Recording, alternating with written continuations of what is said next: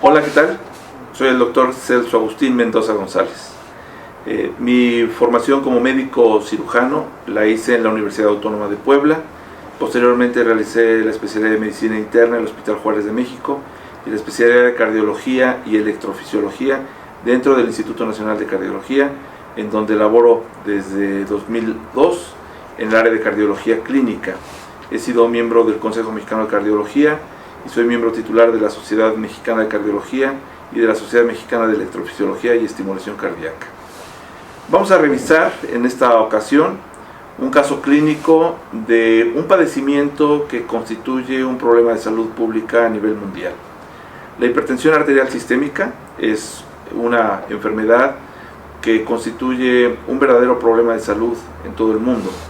La proporción de pacientes hipertensos en nuestra población adulta oscila alrededor del 33%, es decir, la tercera parte de nuestra población adulta en el país tiene hipertensión arterial sistémica. Esto representa una necesidad constante de atención, de investigación para la atención de la enfermedad en sí, pero además la detección de las complicaciones que puede generar y consecuentemente la repercusión que tiene en cuanto a mortalidad. En esta ocasión presentamos un caso de un paciente con hipertensión arterial que seguramente es un paciente de la consulta diaria, es un paciente que con mucha frecuencia podríamos tener en nuestra actividad médica cotidiana. Se trata de un hombre de 72 años de edad que acude a consulta por tener síntomas como cefalea, disnea y palpitaciones. Esa es la razón por la que acude a consulta. Es un hombre de 72 años de edad que ya sabe que tiene hipertensión arterial sistémica, ya tiene tratamiento para ella, además de ser portador de dislipidemia y también tener un tratamiento para la dislipidemia. Me voy a permitir leerles el tratamiento y la evolución de la enfermedad. Tiene 12 años de diagnóstico de hipertensión arterial, tiene también diagnóstico de intolerancia a carbohidratos desde 2 años antes y tiene dislipidemia, no recuerda desde cuándo, y él mismo reconoce tener un problema de sobrepeso. El medicamento que recibe en la actualidad para el tratamiento de sus enfermedades es metoprolol para el tratamiento de la hipertensión arterial y pravastatina, a dosis de 50 miligramos al día de metoprolol y 10 miligramos al día de pravastatina. En la exploración física se encuentra que tiene una presión arterial sistólica de 160 milímetros de mercurio. Él mide 1,65 y pesa 89 kilos. La frecuencia cardíaca es de 78 latidos por minuto, la frecuencia respiratoria es de 18 respiraciones por minuto, tiene un perímetro abdominal de 106 centímetros. Y destaca en la exploración física, en la región precordial, un cuarto ruido que es constante. No hay algún otro ruido adicional y los pulsos están ligeramente disminuidos de amplitud en las 4 extremidades de forma simétrica. Bueno, hasta aquí vale la pena que hagamos las primeras consideraciones del caso, porque el médico se enfrenta en primer lugar a un interrogatorio y a una exploración física. Son las primeras herramientas que tenemos en la atención de un enfermo, una adecuada exploración, una adecuada semiología de los síntomas del enfermo, y además la exploración física que hacemos con lo más esencial: tomar los signos vitales, escuchar el corazón, escuchar el pulmón, revisar los pulsos distales. Entonces, por eso que me parece importante en este momento hacer las primeras consideraciones del caso. Tenemos que estratificar al paciente de forma global, de forma integral, no solamente basados en los antecedentes o los signos vitales, sino tenemos que tener un reconocimiento de cuál es el riesgo que tiene este enfermo de tener una complicación cardiovascular, o bien de qué forma ha repercutido una enfermedad sistémica en su salud. Bueno, tenemos que empezar por identificar que los factores de riesgo cardiovascular que tiene este enfermo son la edad, ser hombre, el género masculino, el perímetro abdominal incrementado, más de 90 centímetros para el hombre, lo empezamos a considerar ya un problema relacionado con alteraciones metabólicas y con hipertensión arterial. Los antecedentes que ya tiene, la elevación de colesterol, la intolerancia a carbohidratos y el tratamiento, la necesidad de tratamiento para la presión arterial.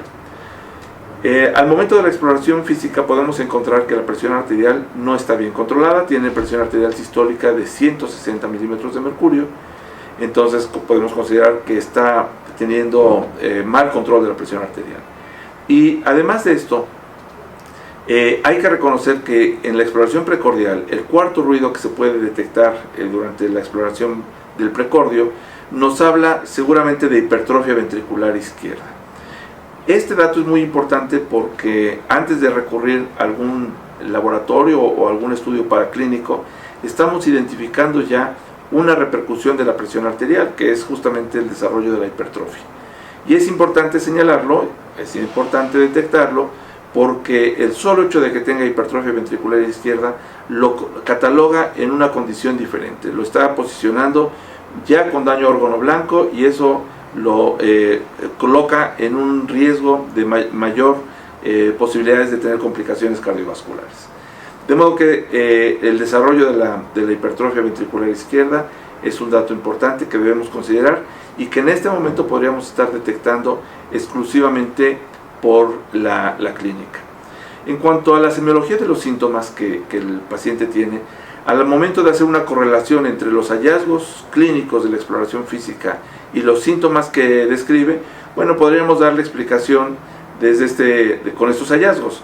La cefalea muy probablemente relacionada al descontrol hipertensivo, y haciendo un poco de semiología en cuanto al tipo de cefalea que tiene, probablemente nos encontremos con una cefalea que tenga muy clara relación con la elevación de las cifras tensionales.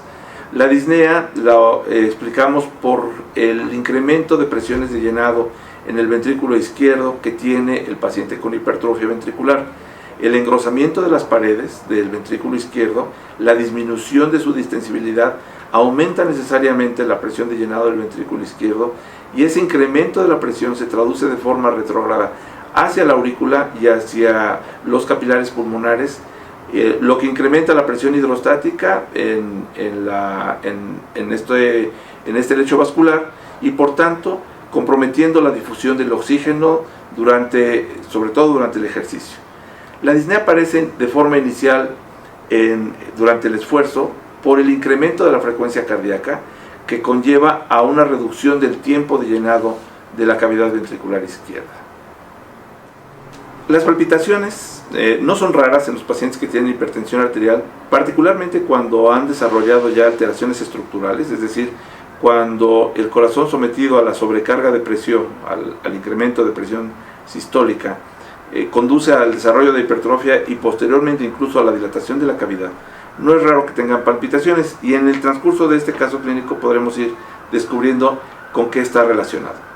Bueno, en la atención de todo paciente con hipertensión arterial es necesario catalogarlo o complementar su evaluación mediante estudios de laboratorio que nos permitan identificar alteraciones metabólicas que se relacionan con mucha frecuencia al incremento de presión arterial.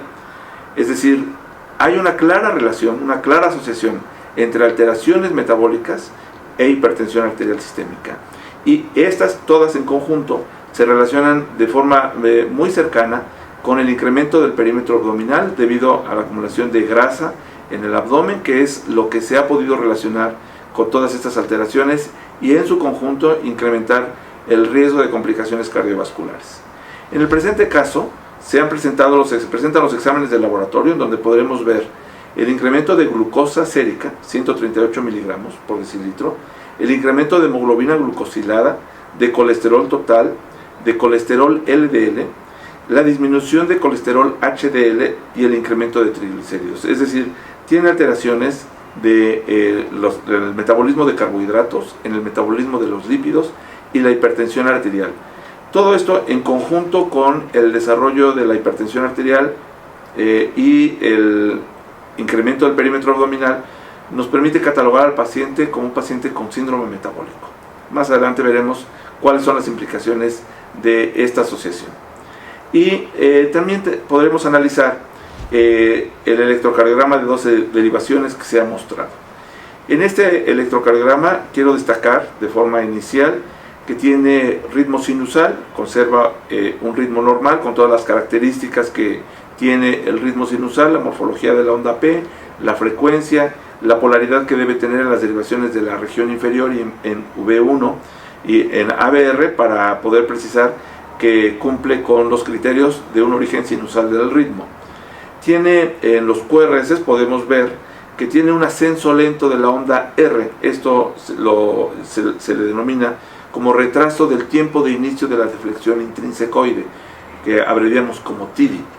El incremento del TIDI en B5, B6, D1 y ABL traducen hipertrofia ventricular izquierda, la misma que ya habíamos detectado por clínica mediante la exploración física.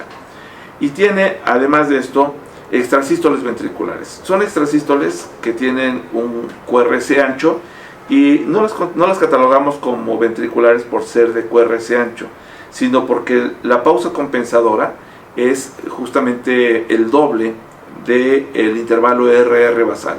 Es decir, la distancia del latido previo al extrasístole al latido posterior al extrasístole es el doble de un RR basal, y esto es lo que nos permite decir que es una pausa compensadora completa y que tiene su origen, por tanto, en los ventrículos. Tiene además un periodo de acoplamiento fijo, y esto es lo que puede explicar las palpitaciones del paciente. Es decir, este síntoma que describe el paciente como palpitaciones, al hacer la semiología adecuada de ellas, podríamos encontrarnos con que son palpitaciones que se presentan a veces con el ejercicio o en reposo, es indistinto, pero que son muy breves, que las describen como un latido que dura solamente unos instantes y pasa enseguida. A veces lo describen como vuelcos, o el paciente encuentra la forma de hacer una mejor descripción de ellas. Bueno, entonces aquí, ya en este momento, y con herramientas muy básicas, muy sencillas, como es el interrogatorio, la exploración física, unos análisis de sangre y un electrocardiograma, podemos llegar a la conclusión de cómo se encuentra el paciente, es decir, en qué condición se encuentra su patología de fondo, que es la hipertensión arterial, y las alteraciones metabólicas que tiene. Bueno, pues podemos llegar entonces a la conclusión de que es un paciente que tiene ya mayor riesgo cardiovascular por el hecho de ya tener daño a órgano blanco. El paciente tiene entonces una hipertensión arterial en grado 2, de acuerdo a los valores de presión arterial sistólica, porque ya tiene 160, y por el hecho de tener 3 o más factores de riesgo con daño a órgano blanco, lo tendremos que catalogar como un paciente de alto riesgo de complicaciones cardiovasculares. Es decir, el tratamiento de este enfermo no puede ir dirigido exclusivamente al control de la presión arterial, sino que tendremos que hacer un esfuerzo para tratar de disminuir la progresión hacia complicaciones mayores, complicaciones cardiovasculares, por la combinación que tienen tanto de los factores de riesgo coronario, además de la existencia ya de daño a órgano blanco, como es la hipertrofia ventricular izquierda. Podrán ustedes ver en el desarrollo del caso la forma en la que se puede sustentar este riesgo, la forma en la que se tiene documentado ya el incremento del riesgo cardiovascular por la combinación de los factores de riesgo y además la existencia de daño a órgano blanco, en este caso en particular el desarrollo de hipertrofia ventricular izquierda. Bueno, este enfermo requiere entonces, además del control de la presión arterial, un adecuado control de los factores de riesgo que tiene y de las alteraciones metabólicas. Es decir, el tratamiento de este enfermo incluye el tratamiento para la corrección de los valores de glucosa, de los valores de los lípidos y el control de la presión arterial. Pero el tratamiento de este enfermo empieza desde mucho más antes. El tratamiento de este enfermo empieza con una modificación al estilo de vida, comienza con una integración en un programa de ejercicio, con la integración a un programa de dieta que le permita la reducción de peso y la realización de un ejercicio constante, cotidiano, que es parte fundamental del tratamiento de la hipertensión arterial. Es decir, el tratamiento no nada más es a base de fármacos. El tratamiento, y es algo que se le debe educar al enfermo, consiste en modificar el estilo de vida, modificando la dieta, modificando sus rutinas de actividad física, integrándolo a un programa de ejercicio que sea cotidiano, y además de todo eso, establecer claramente la necesidad de un tratamiento farmacológico que es de por vida, para todas las patologías que hemos mencionado. El tratamiento no puede ser solamente por un tiempo determinado hasta que se consiga el control de los valores de laboratorio o de la presión arterial. En el momento que suspendiera el tratamiento, estas alteraciones volverían a presentarse. Entonces, hay que hacer un programa de educación muy extenso para el paciente, para que haga conciencia de la necesidad de la dieta, del ejercicio, de modificar el estilo de vida y de tomar los fármacos de manera permanente y de forma indefinida. Bueno, ¿qué es lo que en qué consiste el tratamiento? ¿Cuál es el objetivo entonces? Bueno, el objetivo será llevarlo, por supuesto, a cifras de presión arterial meta. Para este enfermo, la presión arterial sistólica que se pretende alcanzar es 130 milímetros de mercurio. Las recomendaciones internacionales de sociedades de cardiología y de hipertensión arterial, publicadas en 2015, establecieron que la presión arterial sistólica podría llegar a ser hasta de 140 y algunos grupos de edad incluso podrían tener hasta 150, siempre y cuando no existieran alteraciones en el metabolismo de carbohidratos. Es decir, si no existe diabetes o si no existen alteraciones del metabolismo de carbohidratos, se puede extender el valor o el margen de presión arterial sistólica. Sin embargo, este enfermo, independientemente de las controversias que pudieran generar esas guías, este enfermo tiene, además de las alteraciones de metabolismo de carbohidratos, tiene daño a órgano blanco. Entonces, el control de la presión arterial para este enfermo debe ser más estricto y se establece como límite máximo 130 milímetros de mercurio. Entonces, el primer objetivo del tratamiento será llevarlo a esos valores de presión arterial. Pero junto con el valor del numérico de la presión arterial, tenemos que acompañarlo de fármacos, tenemos que buscar el fármaco que pueda limitar o incluso conseguir la regresión del daño a órgano blanco.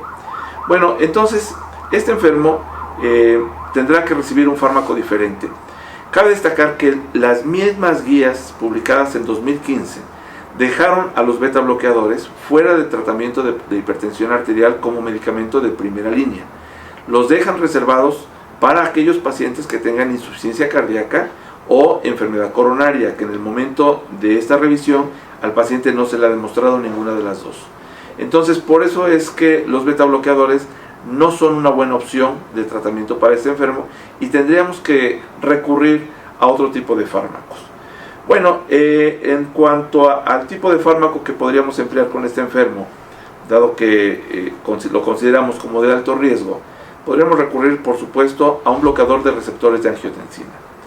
Y como muy probablemente en cuanto a la potencia no va a ser suficiente, también tendrá indicación de recibir una combinación fija de fármacos que le ayudaran a llegar a las cifras meta de presión arterial y además a la reducción del riesgo de morbimortalidad. Podríamos agregar entonces un calcio antagonista. Este enfermo podría haberse beneficiado de un bloqueador de receptores de angiotensina que, además de los beneficios que consigue o que tiene en el control de la presión arterial, algunos de ellos tienen evidencia en estudios controlados de la disminución o de la regresión de la hipertrofia ventricular izquierda, que es el daño a órgano blanco que tiene. Por lo tanto, sería una buena opción de tratamiento. Y junto con ello el calcio antagonista, que de lo que existe una gran cantidad de estudios controlados que han demostrado la reducción de morbimortalidad por complicaciones cardiovasculares, sería la otra opción recomendada para el control de la presión arterial y la disminución del riesgo cardiovascular. Los bloqueadores de receptores de angiotensina han demostrado además mejorar el metabolismo de los carbohidratos a través de una mejoría en la sensibilidad de los receptores para los fármacos que se empleen con este fin.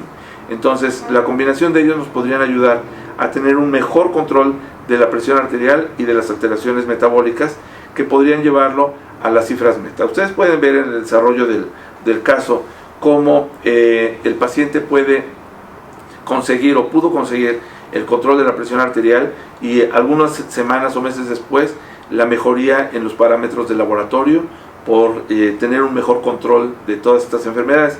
Esto está traduciendo una mejoría no nada más del estado actual del paciente, sino que está traduciendo una disminución del riesgo de complicaciones cardiovasculares a futuro. De modo que esto será muy importante para la disminución o la mejoría en la sobrevida del enfermo. Falta todavía agregar algunos comentarios en cuanto a las palpitaciones que el paciente describe. Si bien el electrocardiograma está mostrando que tiene extrasístoles ventriculares y podrían ser la causa de este síntoma, hay que tener en cuenta que el paciente con hipertensión arterial particularmente aquel que ha desarrollado hipertrofia ventricular y que tiene disfunción diastólica, es un paciente que puede desarrollar fibrilación auricular. El Registro Mexicano de Fibrilación Auricular, publicado hace más o menos 10 años, mostró que la principal causa de fibrilación auricular en nuestro país ya es la hipertensión arterial. Hace muchos años la principal causa de esta arritmia eran las valvulopatías. En la actualidad la hipertensión arterial se considera como la principal causa de fibrilación auricular. Y es muy importante identificarla, porque en muchos casos es una arritmia que puede pasar desapercibida. ¿Cuál es la importancia de esto? Bueno, la fibrilación auricular, y mucha gente que vive con ella, es la arritmia sostenida más común a nivel mundial. Se calcula que más o menos el 1% de la población adulta tiene fibrilación auricular sostenida, es decir, la tiene de forma permanente. Eso es un número muy grande de personas a nivel mundial que la sufren. Pero la importancia de esto es que muchos de ellos la padecen de forma asintomática, es decir, no se dan cuenta que tienen fibrilación auricular. En el caso de este enfermo que describe palpitaciones, tenemos que considerarla como una posibilidad, es decir, la fibrilación auricular tiene una asociación clara con hipertensión arterial y por eso debe tenerse en mente siempre. Desgraciadamente, para muchos enfermos, la primera manifestación de esta arritmia puede ser una complicación embólica, que es la característica de la arritmia. Es decir, funcionalmente la fibrilación auricular tiene una repercusión en el gasto cardíaco, porque puede disminuir hasta el 30% del volumen latido en las personas que sufren esta arritmia. Esa es la repercusión funcional. Pero el temor más grande que se tiene a la aparición de esta arritmia son las complicaciones embólicas. Es decir, muchos pacientes tendrán como primera manifestación un evento vascular cerebral, un evento de tromboembolia a cualquier lugar, una embolia sistémica proveniente por los trombos que se originan en el corazón mientras suceden la fibrilación auricular, que al inicio puede ser paroxística, puede ser intermitente. Esto se va a hacer cada vez más frecuente, su recurrencia, hasta que se establece como una arritmia ya sostenida. Entonces, en algunas personas que no la perciban, para quienes pueda ser totalmente asintomática, su primera manifestación podría ser la complicación embólica. Por eso la necesidad de tenerla en mente siempre y buscarla de forma intencionada.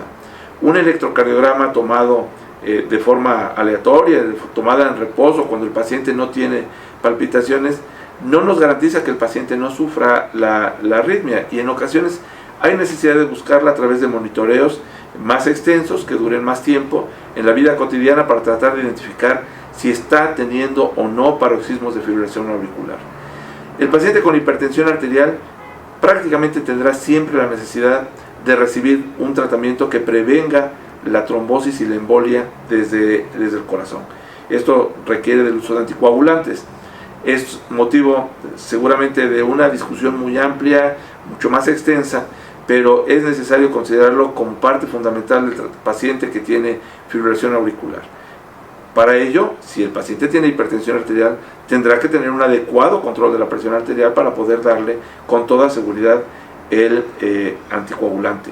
Y junto con ello, seguramente algún tipo de antiarrítmico que prevenga la recurrencia de la arritmia.